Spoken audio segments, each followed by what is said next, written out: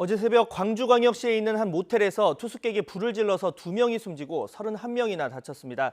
경찰이 병원에서 치료를 받던 방화 용의자를 긴급 체포해서 조사를 하고 있는데 이 용의자는 방화 사실은 인정을 하고 있지만 범행 동기에 대해서는 횡설수설하고 있는 것으로 전해졌습니다.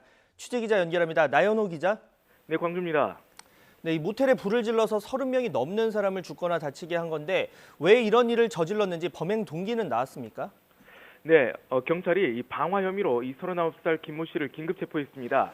이 병원에서 치료받던 김 씨를 어제 저녁에 경찰서로 데려왔는데요. 범행을 왜 했는지에 대해서 횡설수설하는 것으로 알려졌습니다. 심지어 누군가 나를 위협한다 이런 주장을 하기도 했던 것으로 전해졌습니다. 이 병원에서도 진료를 받으면서 의료진에게 갑자기 화를 내거나 횡설수설했던 것으로 알려졌습니다. 김 씨에 대한 이 정신질환 관련 병원 기록은 확인되지 않고 있습니다. 그러나 비이성적인 진술을 반복하고 있어서 이 경찰은 전문가 정신감정을 검토하고 있습니다.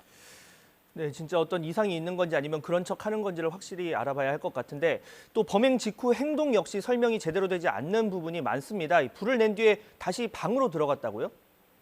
예, 그렇습니다. 이 김 씨는 어제 새벽 0시 10분쯤에 해당 모텔에 투숙했습니다. 그러다가 새벽에 자신이 머물던 방에서 불을 질렀다고 자백했는데요.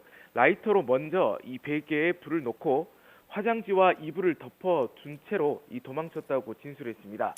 그런데 다시 짐을 챙기러 불을 낸 방에 돌아왔는데 문을 열자 불이 걷잡을 수 없이 커졌다고 했습니다. 이렇게 불을 질렀지만 정작 본인은 현장에서 제일 먼저 도망쳤습니다. 이 때문에 묻지마 방화 가능성도 제기되고 있습니다. 경찰은 오늘 이 김 씨의 구속영장을 신청할 계획입니다. 네, 지금으로선 이 인명피해가 더 늘어나서는 안 될 텐데 꽤 심각하게 다치신 분들도 있다고요? 예, 그렇습니다. 현재까지 화재 피해자는 33명으로 집계됐습니다. 이 연기를 들이마시거나 화상을 입은 피해가 대부분인데요. 이 가운데 2명은 안타깝게도 치료 도중 숨졌습니다. 나머지 31명은 광주 지역 병원 8곳에 분산돼 치료를 받고 있습니다. 하지만 다친 사람 중에 중상자가 더 있어서 사망자가 추가될 우려도 있습니다. 네, 아무래도 이 주말 새벽 시간에 일어난 화재라서 평일보다 투숙객이 더 많았을 테고 그래서 피해가 컸던 것으로 보이는데 이 당시 목격자나 부상자들 상황을 어떻게 이야기하고 있습니까? 네, 불은 5층짜리 모텔 3층 308호에서 시작됐습니다. 불이 시커먼 연기와 함께 위쪽으로 급속히 번졌는데요. 이 때문에 위층 투숙객이 바로 빠져나오지 못해서 피해가 컸던 것으로 보입니다. 화재가 시작된 층에 투숙했다가 구조된 사람을 병원에서 저희 취재진이 만나봤는데요. 누군가 문을 두드리는 소리에 깨서 나와보니 이 복도에는 온통 불길과 연기로 자욱했다고 합니다. 심지어 연기까지 들어마셔서 정신을 잃을 뻔했지만 비상등만 보고 속옷바람으로 겨우 탈출했다고 했습니다.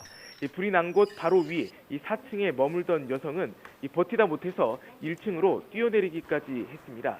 다행히 천막에 걸려서 크게 다치지는 않은 것으로 전해졌습니다. 네, 이 불이 난 당시에 숙박시설에서 경보음은 울렸는데 스프링클러는 없었다고 하는데 이 때문에 피해가 더 커진 겁니까? 예, 그렇습니다. 이 해당 모텔에는 불이 났을 때 물이 뿜어져 나오는 스프링클러가 없었습니다. 현행법상 지상 6층 이상 건물에 스프링클러를 설치하게 돼 있는데요. 이번에 불이 난 모텔은 5층짜리여서 의무 설치 대상은 아니었던 것으로 전해졌습니다. 게다가 객실당 하나씩 설치하게 돼 있는 완강기도 한 층에 한 개뿐이었습니다. 이 비상경보기와 유도 등은 그나마 정상적으로 작동했던 것으로 알려졌습니다. 지금까지 광주에서 YTN 나연호입니다.